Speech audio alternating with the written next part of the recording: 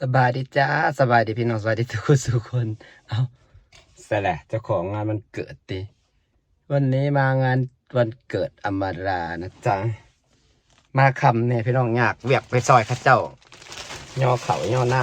ำเวียกเพิ่นจนคำแล้วก็กินอยู่ใส่เดี๋ยวเพิ่นเห็ดอยู่ใส่แต่งตัวมาหยอกข้าเจ้า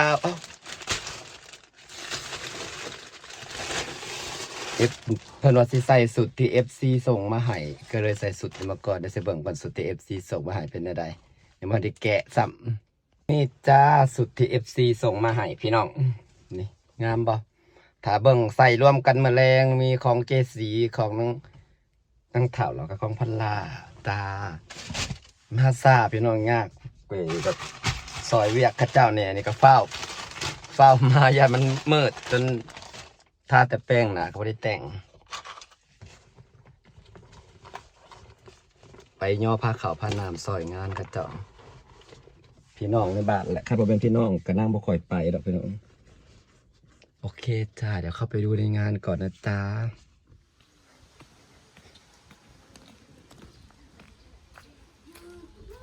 หอมเด้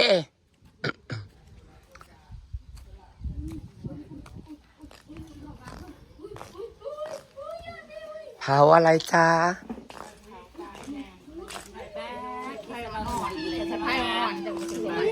สิมาขาเจ้าของวันเกิดยังบ่เศร้าอยู่นะนั่งเร็วมาบ่งเลยทางนี้ยังบ่เศร้าอยู่ลิดเนี่ยเลยสบายดีฮะสบายดีมันบ่ออกบ้านผลบ่ดีๆคือบ้านสมเจ้าสบายดีนะป้าสบายดีผลมันตกตะเทือเพราะแต่เปียกหนาดินซื่อๆบ่ได้ตกแห้งคือเจ้าเขาตกแห้งออกแล้วฝนบ่ได้แห้งทั้งนั้นโอ้สงสารคนบ่สบายเด้เป็นอย่างมันรู้สึกแบบคือไข่ขึ้นนี่เราไปปีกก่อนทำไมมันมาเจ็บคอนี่มันเป็นไปหาไม้อยู่มันนะเศร้าไข่เลยค่ะมันเจ็บคอเศร้าบ่คักกับไปหาเลาะป่าเลาะดงกินบ่หวานปลายเช้าหรือแล้วหวานปลายน่ะเราลองกินบ้างเอาของแซ่บมาแต่ใส่นี่แป๊ะเราบริอุดตะโพกนี่นะอยู่เงื่อนเขาเป็นยังหมดอยู่เงื่อนอื่นเงื่อนไปเถาอื่นนี่นะต้นกลางหมักแต่แมงกระดูนเอาก่อยนะแค่มีคนเดียวก็แมงกระดูนว่ากินข้าวอิ่มรวดค่อยหมักบอกแมงกระไอ้นี่นี่เอากันไปเยี่ยมมือใหม่ได้ไหมคอยแล้วก็ซื้อไปฟิตไว้หัวเทียงเลยพวกนี้คอยละหมักกินก็ได้พวกเต่านะเงื่อนพวกค้ามีแม่อ่ะโอ้ยคอยละไปซื้อตลาดมันตั้งมาพึ่งแพงถุงละ40 บาทซื้อ100ได้สำนีแหละซื้อตลาดมันนะคอยหมักกินกันสิเอาไว้ขายคอยมันเป็นยังไว้ขายคอยเด้อโอ้สิไปใส่ตู้เย็นไว้คอยหมักกินแมงขนุนคอยหมักแล้วกินกับข้าวเหนียวแล้วก็จ้ำมันคอยก็อิ่มได้จับแจ่วซ้ำนี่แหละกี่ปัวมีซอยเป็นอะไรบ้านๆคอยปุ่มบ่ทั้งนี้น่ะฝนมันดีอีหลีฝนดีแต่ฝนมาแต่โดนพร้อมบ้านคอยเป็นฝนตกแต่เทื่อเพราะตลาดหนาซื่อแต่หน่อไม้จะเอก็ใส่สุดงามแท่นั้นนะสปอร์ตยังแรงว่านอนตัวอ้ออยู่นะโอ้ยตานอนน่ะนะจะโอ้ยเล็กแหลมจังเตอเคยได้สอดดอกไม้ขาดเพชรจากวันเกิดเด้อป้าจากบ่ได้เด้ยำได้ก็เสียดายเนี่ยนี่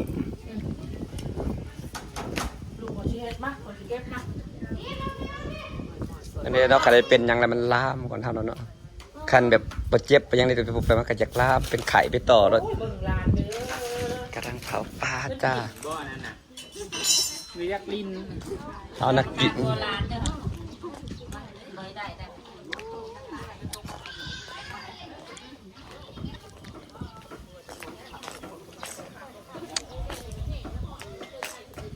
ทำอะไรกินทางนี้ทำอะไรคะเอาไปกินอยู่ตู้เปิดปุ๊บะจากแล้วเขาจะกินอยู่นี่เลยเนาะใส่สามาลาดนะเอาไปเห็นบนอย่างนั้นนะ นนางยังมาเบิดเลยเด้เธอไปเอาตัวยังอีกไรเธอไปเอาแข้งดอกไฟดอกยังโตยังเธอมาเบิดเลย ผลบักคือบ่มาที่หาเดี๋ยวมันจะไม่เอามาซากค่าซอยเวียกเขาเจ้า ถ้วยจ้าถ้วยอย่างชิ้นง่ายนั่น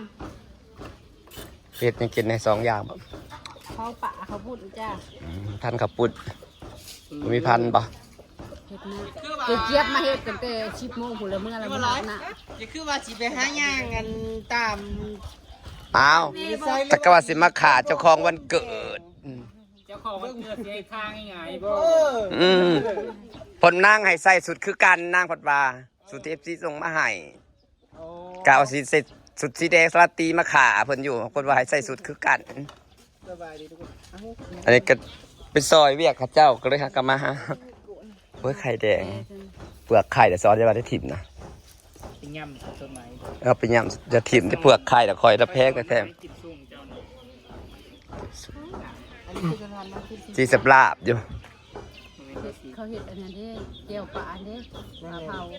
เฮ็ดยังค่อยบ่เป็นเฮ็ดรส เอาเห็ดแจ่วสมบ่ ค่อยบ่เป็น คือบ่เห็ดแจ่วหวานจังได้พันน เฮ็ดบ่เป็น ำกับแจ่วหวานเฮาสิเฮ็ด แล้วแต่เชฟใส่เจ้าว่า แก้วไหนคอยสิเห็ดย่ำ เออข่อยว่ามันบ่สิฆ่าเจ้าคือเก่าแล้วข่อยเบิ่งคักแล้ว บ่มันมีบ่เครื่องเห็ดจิ้มพันข้าวปุ้นสิเฮ็ดพวกมักถั่วดิน คือดินตั้งอยู่นี่แต่ว่าจักหน่อยจักหลายของมัน ยัง บ่ก็บ่ต้องเฮ็ดหลาย ยังมันตัวดี ปนกันมันก็เข้ากันได้ประพูนคนกินพัน ยังมีข้าวปุ้นปะล่ะนี่ มีข้าวปุ้นบ่ น้ำป่า อ๋อมีข้าวปุ้น น้ำ มีข้าวปุ้นนั่นแหละแต่ผู้ต้องบางคนจะกินปลาเผาแล้วต้องเฮ็ดหลายเราจะไปเฮ็ดดอกคือว่าเป็นขนุนหลายแท้บ่ ไล่หน้าบ้านจ้าไปกินรถนั่นขัวเรียบร้อย มื้อหน้าแรกเอามาได้ลายไว้เดี๋ยวสิซื้อดอกซื้อไปใส่พริกไว้ค่อยหมักกินบ้านข่อยน่ะฝนมันบ่แห้งมันบ่มีหยัง แม่นบ่ ถ้าฝนตกเลยเทื่อบ้านข่อยเพราะแต่หน้าเปียกหน้าดินซื่อได้ เขาก็ไปกินเห็ดปวกแก้วอยู่ พวกเราเขา ปวกกับบ้านอื่น ก็จังว่านั่นแหละ ทั้งเมืองจำพรที่น้ำตก บ้านดงนี่ บ้านโดนออกก่อนหมู่สุปีน้ำพองออกก่อนหมู่สุปีเพราะว่าเห็นบอกครับตอนทับไปงานศพแม่ไอ้เจออน่ะน้ำทบฝนตกน้ำรถที่โดนแดน โตก้อนไอ้แถวนั้น สุปีบ้านนั้นบ้านดงกับบ้านน่ะออกก่อนหมู่สุปีบ้านดงกับบ้านนาพังทานน่ะ เที่ยวทั้งเฮาเฮ้ย จังว่า ทั้งเฮาออกบ่เฮิงไหน แม่น สิออกกำลังบ่ได้ พูดแหละสุดเจ้าก้อนจักสิคอย คันพ้นลงมาบัดนี้ชื่อเฮาโหลดบัดนี้ แม่น บ่ลงข่อยว่าสิโลออก สุดเจ้าก้อนแหละจะสิทุกคอยหักยันหัก8-2 โหนมันแม่นตี ใส่มาอีกวันนี้นะ เอาไอ้เขาออกข่าวไอ้นะฮันเดว่ามันสิอันนั้นเขายังเกาะเขายังภาษาไทยเอิ้นยังเกาะข่าวมันสิแรงอ่ะเขาก็ออกข่าวอยู่กรมอุตุเตือนจักแล้วที่บ้านเฮาสิกระทบบ่ที่เขาออกข่าวน่ะว่าเขาเอิ้นว่าอีหยังวะแต่บ้านเฮามันถือกับ8-2 โหนนี่แต่เขาเอิ้นอีหยังจักอย่างนี่แหละ เบิ่งห้างแลนเพราะปันกันแดดกับคน เขาว่ามันสิแรงบ่อยากเห็นการเกษตรปานใดฟังข่าวนะอืม จังว่าผู้ที่บ้านข่าวนี่ก็อึยาอยู่นี่ เนาะจักสีแนวใดหั่นน่ะเนาะ ว่าแน่บ่แน่ว่าอย่าพังเล่นกันหรอกไม่ว่าจะออกว่า หักว่านแล้วก็ไม่ได้ออกแล้วน้ำนั่นมันก็อยากอยู่แต่มันถิ่มช่วงน่ะติก็น่าให้ย่างเขาที่ค่ำนี่ ย่านแต่ว่าเบิด8-2 โหนจังมานะ ห่วงทุกคนน่าให้ย่างเพราะว่าฝนตกมาเทื่อนึง2เทื่อกันนั่นเต็ม แม่นแล้วก็มันก็ซุ่มดนพร้อม น่าให้ย่างมานั่งน้อยเฮาน่ะโอ๊ย ก็สร้างดอกข้าวบ่ได้เฮ็ดนาข้าวทุงหนึงก็กุ้มเป็นเดือน ตามมุกุนั่น ข้าวเจ้าทุงละ200ก็กุ้มเป็นเดือน ปีนี้พันสองพันสามอีแดนนา มองว่าได้สิบ่สัตว์อยู่ ปุ๋ยก็แพงเฮ้ย พัน น้ำมันก็แพง เอก ว่าปุ๋ยก็แพงน้ำมันก็แพง บ่ได้คนว่ามันเองปีแล้วมันยังพันกว่าได้ ตอนนี้ 1,050 เต้น บาท เรา ปี เนี่ย แล้ว ก็1,100 1,130กว่าในวัน แดนไหน เสียจังเนาะ ว่าอีแตน บ่ 16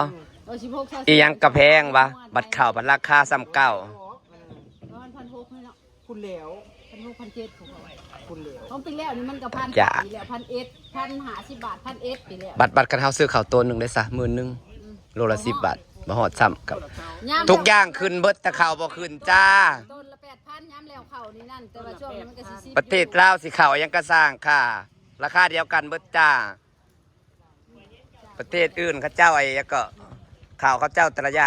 งมีเกียรติกาวตามราคาลาวได้ซับกันเบิด ยามข่าวขึ้นเพิ่นก็ยังซ้ำเก่า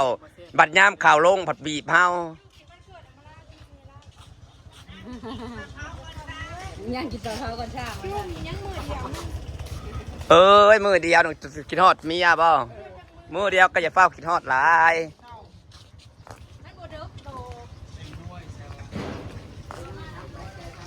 แผนกเผา เด้ไม่เข้า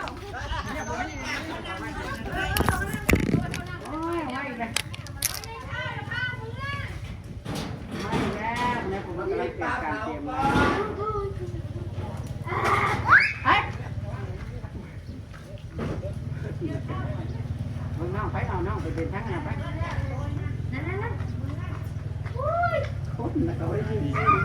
ไปเราไปเรียนทำไมไหมเรียนทำไมเด้อไปเรียนทำไมเด้อ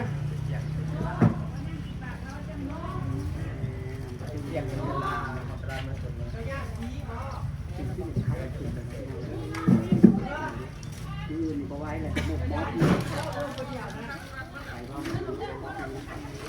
ก่อนให้สร้างมา อยู่กินข้าวก่อนจะเมื่อกว่า ย่านใช้ปี น้ำมือเดียวนึง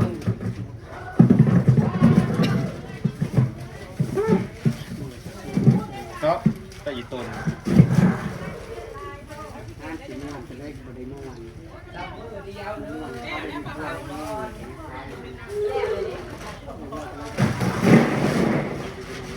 ปูเมื่อว่าอย่างนี้ไม่ได้อะไร เอาอีนั่นเบิร์ดแก้เบิร์ดก่อนน้ำนี่แก้เบิร์ดน้ำ สงสารคนบ่มีแห้ง สูตร เด้ กูเจ้าสาวนะเฮ้ย ตอนแรกว่าสิใส่สีแดงราตรีมาขาอยู่บัดนั่งมาส่งนั่งน่ะสิมาขาเจะพอมันเกิดหน้าประสงค์ไปบอกว่าให้ใส่สีคือกันที่ FC ส่งมาให้ว่าซั่นก็เลยได้แต่งสำนี้มากก็พอ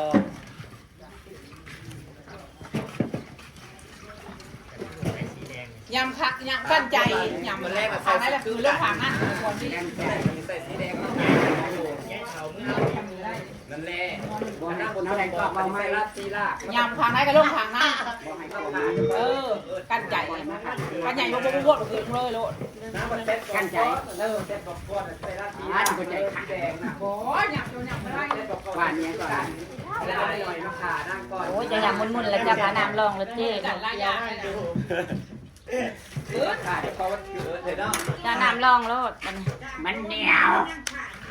นะ นี่เด้โต ร้านกับมาให้กับรักใจตัวมือแปะ สู้ๆอันนี้ลูกสู้ๆเก่งจัง เก่ง เอาเสียใส่ตู้อันไหนเผ็ดหน้าเนี่ยไปใส่ มันบ่ละลายต่อปะ มีมันสีละลาย บ่เค้กบ่ได้บ่แม่นเค้กอันนั้นจริง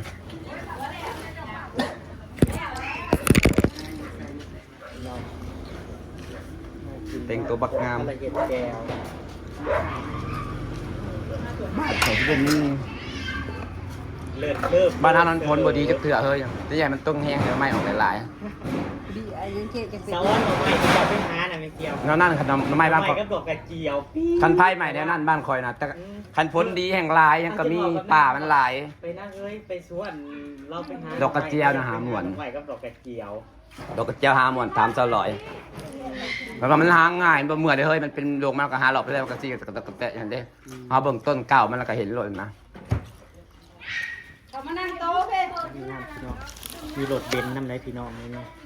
สวยเลยรวยมาก สวยและรวยมาก มีรถเบนซ์ครับเล่นยังเคยลืมโอ้ยทัน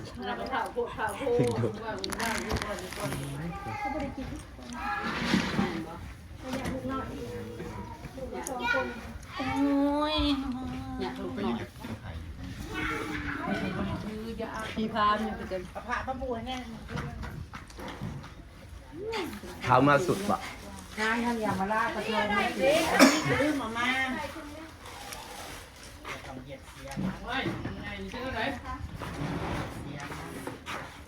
ใครเนี่ยเราไป เรือตึงเต้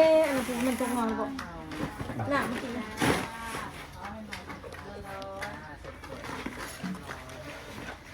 นอกลายไปนะคุณหมักก็ได้ สมมุติเอาใดขึ้นนี่แน่